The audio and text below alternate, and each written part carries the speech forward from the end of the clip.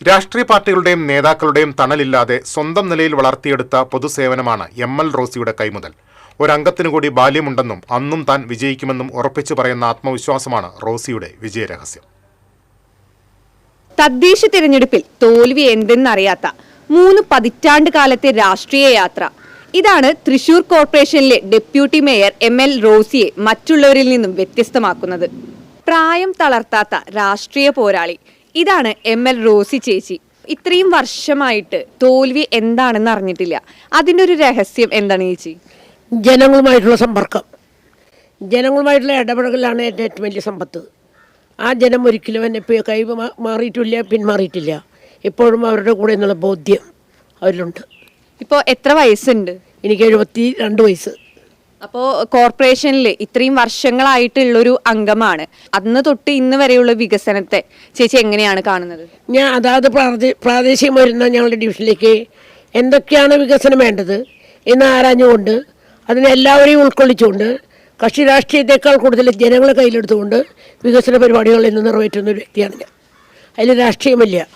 ഇനി ആരെന്ത് പറഞ്ഞു തന്നാലും, വെള്ളമായാലും വെളിച്ചമായാലും റോഡായാലും മാലിന്യമായാലും ഇതെല്ലാം അതാത് സമയത്ത് ഉൾക്കൊള്ളേണ്ട കാര്യങ്ങൾ ഉൾക്കൊണ്ടുകൊണ്ട് ജനോപകാരമായി ജനങ്ങൾക്ക് വേണ്ടി തുറന്നു കാണിക്കും.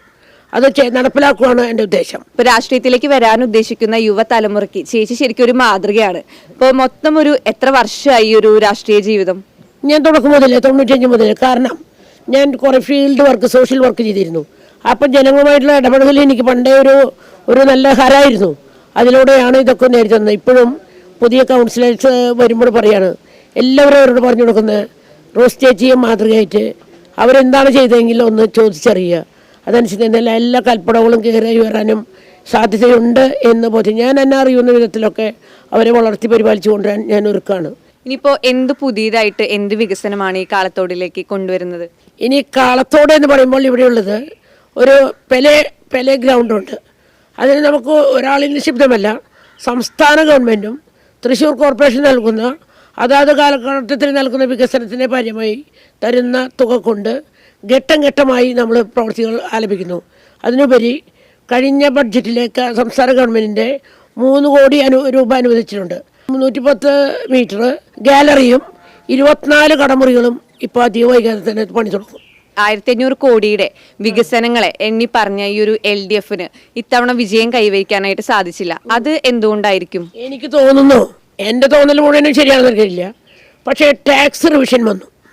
ആ ടാക്സ് റിവിഷൻ വന്നപ്പോൾ 16-17 മുതലുള്ള ടാക്സ് അവരിൽ നിന്ന് കരസ്ഥമാക്കുകയും പലിശയും പിഴപലിശയും ഈടാക്കുകയും ചെയ്തപ്പോൾ അതൊരു വലിയ മൈനസ് പോയിന്റ് ആയിരുന്നു. അന്ന് എനിക്ക് അറിയാമായിരുന്നു. പക്ഷേ കോൺഗ്രസ്സിൽ അത് തള്ളിപ്പോയതിൻ്റെ ആവശ്യകതയില്ല.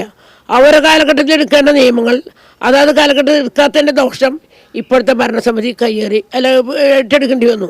ഏതു പാർട്ടിക്കാർ പിന്തുണച്ചാലും എതിർത്താലും മത്സരിച്ചാൽ ജയം അത് നമ്മുടെ റോസി ചേച്ചിക്കൊപ്പമാണ്. മത്സരിച്ചാൽ ജയിക്കാൻ റോസി ചേച്ചിയെ വേണമെന്ന നിലയിലാണ് ഓരോ പാർട്ടിക്കാരും. അതുപോലെ വിലപ്പെട്ടതാണ് ഈ 72-കാരിയുടെ ജീവിതവും. ക്യാമറമാൻ സിബി പോട്ടോറിനൊപ്പം സൂര്യപ്രകാശ്, TCV ന്യൂസ്.